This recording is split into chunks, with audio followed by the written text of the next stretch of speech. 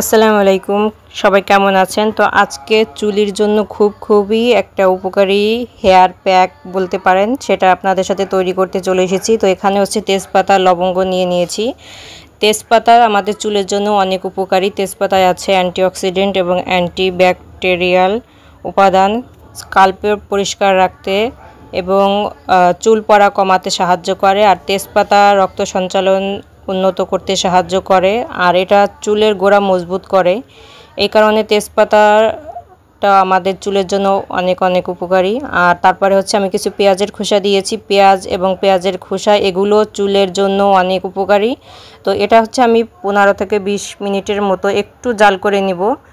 তো জাল করার পরে আপনাদের দেখাচ্ছি। তো জাল করে ঠান্ডা করে নেওয়ার পরে কালারটা ঠিক এমন এসেছে। তো এখন হচ্ছে আমি ছেঁকে একটা বোতলে রেখে দেবো। আর এই যে পানিটা ঠিক এরকমের আছে। তো সপ্তাহে 2 থেকে 3 বার ব্যবহার করলে, মানে শ্যাম্পু করার পরে এটা ব্যবহার করলে চুলে বেশি কাজে আসবে বা উপকার হয়। তো এটা হচ্ছে আমার অ্যালার্জির সমস্যা আছে। আমি লাগানোর পরে আমার মাথার মানে চুলের যে গোড়া যে চুলকানিটা সেটাও কমে গেছে, চুল পড়াও কমে। তো আমি অনেক দিন ব্যবহার করি না, এই কারণে আমার চুলের সমস্যা আবার দেখা দিয়েছে, চুল পড়ছে অনেক।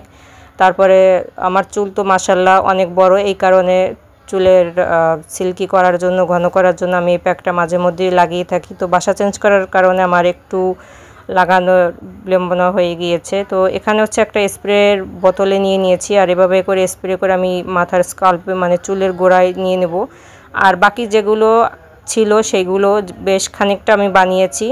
তো এটা হচ্ছে আমি ফ্রিজে নরমালে রেখে দেব। আপনারা চাইলে যতটুকু দরকার ঠিক ততটুকু বানিয়ে নিতে পারেন। আর একটা কি বলে মোজোর বোতলে আমি রেখে দিয়েছি, আপনারা চাইলে কাচের বোতলে রেখে দিতে পারেন। আর নর্মালভাবে এটা 2 থেকে 3 দিন ভালো থাকে। ভিডিওটি ভালো লাগলে লাইক করবে।